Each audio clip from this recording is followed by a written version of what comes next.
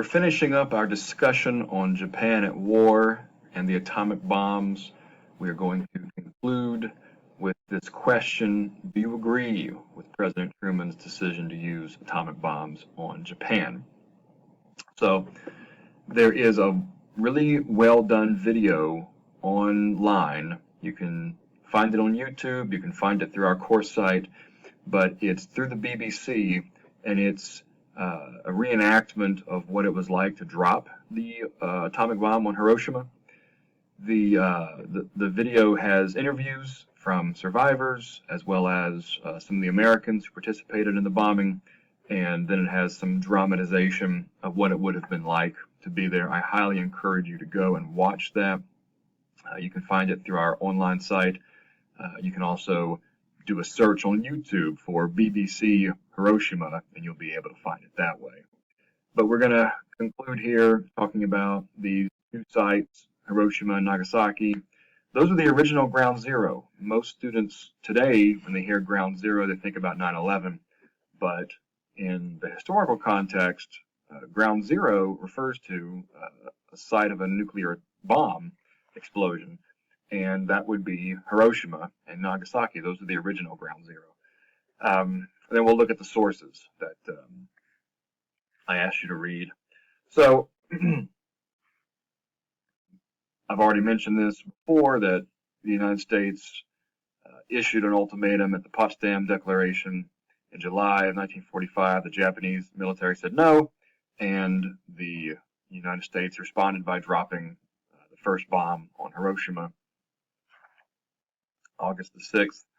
The number of casualties, the people who died instantly, was 80,000. That number increased afterward because in the days, weeks, and months after, more people died from radiation sickness and those kinds of things. So 80,000 died initially, and then over time, about 140,000 died in total. I want to read to you some of the statistics from that bomb dropping. So where the bomb dropped, that area right beneath the bomb, so the bomb did not hit the ground, the bomb exploded in air, but that area right beneath where the bomb exploded is called the hypocenter. And at the hypocenter, the temperature reached 7,000 degrees Fahrenheit. The explosive force created winds in excess of 980 miles per hour, and then the pressure rose to about 8,600 pounds per square feet. So that was at the hypocenter. As you went out from the hypocenter to about a third of a mile, everything was obliterated, concrete buildings, people were vaporized, and within a mile of the hypocenter, all brick buildings were destroyed. The wind was around 190 miles per hour. The pressure was around 1,180 pounds per square feet. Anyone at the hypocenter was vaporized, and they just simply they ceased to exist. The explosive force was so strong that it simply vaporized their atoms, and they were no longer there. As grisly as that sounds, those people, at the very least, died quickly and did not have to suffer the longer effects of radiation sickness, skin burns, and bleeding that a lot of other people did. But anyone about a half mile away from the hypocenter died within about a month. Very, very destructive. And President Truman issued a statement saying that if the Japanese don't accept our terms now, they can expect a rain of ruin from the air, the likes of which has never been seen on this earth. So this was a military attack, and the United States military was almost doing a kind of like a scientific test to see how effective this bomb could be. So they took a lot of pictures. They wanted to see before and after shots. This is Hiroshima from an airplane, flying over, and the picture is shooting down on the ground. And you can see the river. Here's the river right through here. You can see outlines of roads, major roads here. This is a bridge, different roads going up and down. And you can see buildings. It might be hard to see, but there are buildings here. All these little sort of darkish gray specks are outlines of buildings, lots of buildings.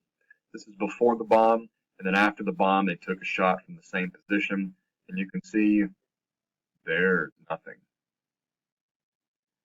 There are outlines of where the roads used to be. There are shadows like of the buildings, but there's nothing there. The pilot on the Enola Gay, that's the American ship that dropped the first bomb, took a picture more from the ground point of view, and he actually signed it, and you can see where there's just nothing left. The whole city is just destroyed. At Nagasaki, the second site, the number of casualties there, 40,000 died instantly. The bomb at Nagasaki dropped a little bit higher in the atmosphere. I can't remember exactly where. I think it was the troposphere. But anyway, it was designed to explode higher. They were trying not to explode it too close to the ground. 40,000 died instantly, and then over time, about 70,000 died in total. These are the most tame pictures I can find to show you of some of the individuals who were victims of the attack. There are a lot more gross, graphic ones you can find online, but for our purposes, I think this is illustrative. So here you can see a woman who's suffering from burns, severe burns all over her shoulder and arm. This is another lady who's suffered from the attack. You can see the doctor trying to pull out shrapnel with an instrument. This is an image of someone who's been vaporized, and the only thing left is a shadow. There's nothing left but just a shadow of where that person used to be. The people who survived are called the hibakusha. That term, so the survivors are called the hibakusha, but that term literally means explosion affected people. So explosion affected people are the hibakusha. In the immediate months and years after World War II, these people were mostly stigmatized in Japanese society because the Japanese people as a whole did not want to think about, dwell on, be reminded of the tragedies of World War II and the atomic bombs. So these people, the survivors, were a uncomfortable reminder of what had happened to the country. So the hibakusha were ostracized for a long time. And it wasn't until in the 70s and later towards the present that we have more of their stories. So the voices of hibakusha are the voices of the survivors. And I asked you to read their testimonies. At a human level, how do you react to these testimonies? And then just in general, what kinds of injuries do these people suffer? And now that you've seen these testimonies, does it change how you look at the atomic bomb and whether or not the United States should have used it? I also wanted you to look at a poem, often translated "Let Us Be Midwives." This poem is written from, it's a woman, it's a female author. She was born in Hiroshima and she was there during the atomic bomb attack and she survived. So we have this poem from her. It's one of her famous poems. She died in 2005. But what's this poem about? And really, why is it so significant that we read something like this? I do want to show you some images from people who survived the atomic bomb blast and then later drew pictures about what they saw. So here you can see from someone who was 6 years old at the time, drawing an image of the bomb explosion as seen from the outskirts of Hiroshima. Here is someone who was an older person, 47 years old at the time, drawing what looks like people burning, flames in the background, and people described it as if they were in hell. They felt like they were living in hell. And then here's the last one, a woman who is incredibly thirsty from the attack, the burning and the fire and the heat, is trying to drink the rain that's coming down, but even the rain is not healthy. That rain was not healthy at all. A lot of Americans support the U.S. dropping the bombs. A historian named Paul Fussell wrote this essay, "Thank God for the Atom Bomb," and he, like a lot of people, wrote about how it saved American lives, it even saved Japanese lives, so goes the argument. Fussell was also supposed to go to Japan as part of the military. He was going to be part of that planned ground invasion the Americans had in Japan on November 1st. And so he is thankful that the war ended because of the atomic bomb. So he does, to his credit, in one of his other essays, talks about some of the atrocities that the American soldiers committed during World War II. One of those is that, as hard as it might be to believe, some American soldiers would take Japanese skulls. They would take deceased Japanese people, they would take their heads and they would collect their skulls as souvenirs and trophies to send back home.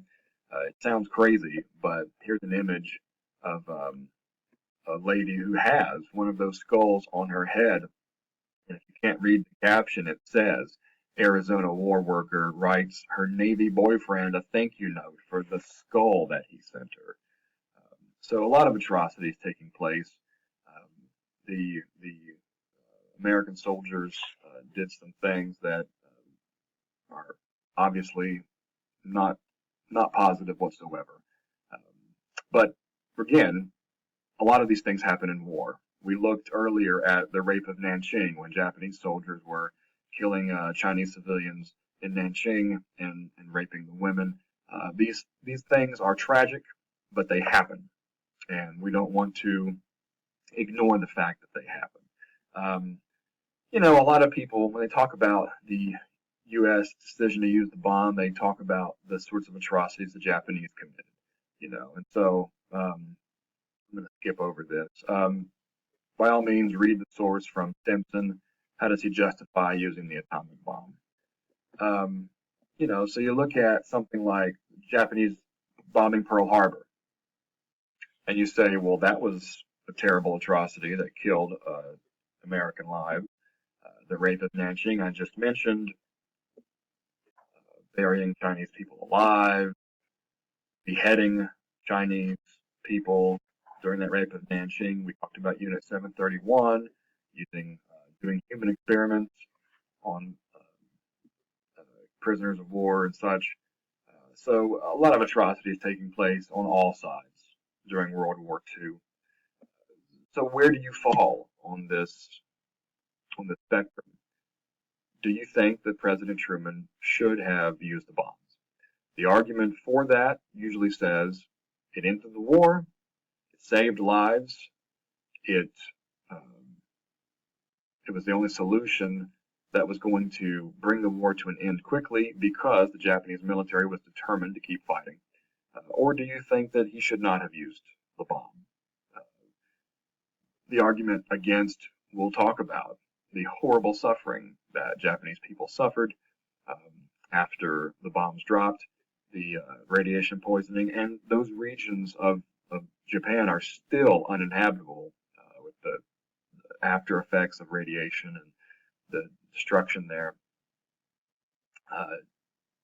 Japanese government is usually pretty quick to point out they are the only country that has ever suffered an attack, a nuclear attack.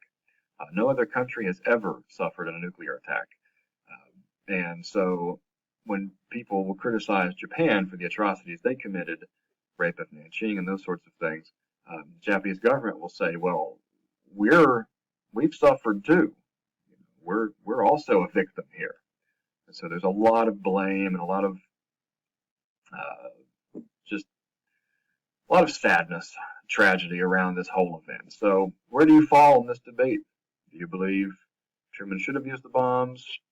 Do you believe he should not have? It's a hypothetical. We live in the present. We can't go back in the past and change Truman's mind, even if we wanted to. So it's something to think about, ladies and gentlemen. Try to put yourself in that place. So our next team assignment's coming up. Thinking Like an Historian number 2. You can find that online. Hope you all have a great day, ladies and gentlemen. I will see you next time.